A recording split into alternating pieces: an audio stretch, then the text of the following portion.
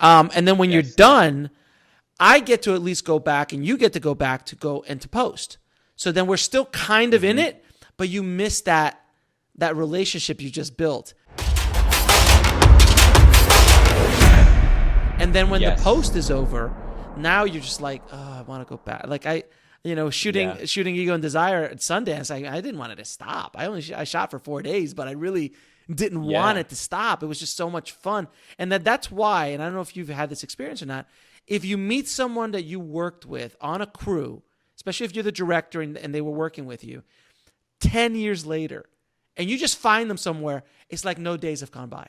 You're just like, oh, Bob, what's up? Oh, my God. Exactly. Because you've gone through this kind of thing together that it's like cathartic. I don't know. What do you think? No, I agree, because it's so intense that it burns it in your memory. It's like this thing that happened. You form these relationships and these bonds, even if it's like there's challenges or there's days that aren't as good. Like you remember those almost in a positive light as the years go on. Yeah, you forget the stuff that was challenging. And it's just, it's like the same when I've gone on, like when I was younger, I went on this trip when I was like a teenager. It was kind of this organized trip. And I was on with these people that I'd never met before. And if I see one of them now, like 15 years later, I'll say it's the same thing. It's like I just saw them, because you go through this intense experience. And I think back to what you said before, about like just the topic that we're on, I think it's great that we're getting into this. And I think it's so important, because I think so much online, and this applies even to like my website and so many other websites, like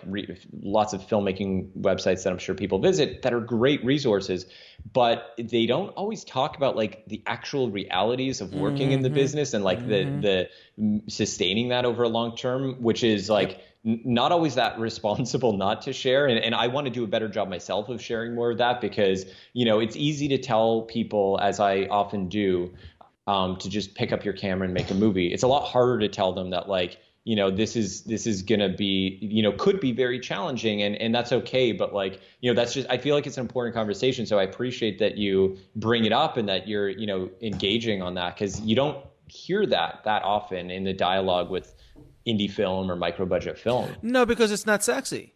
It's not. Exactly. It's much sexier to talk about the new camera that came out, or the new lens that came out, or how it's even sexier to talk about distribution.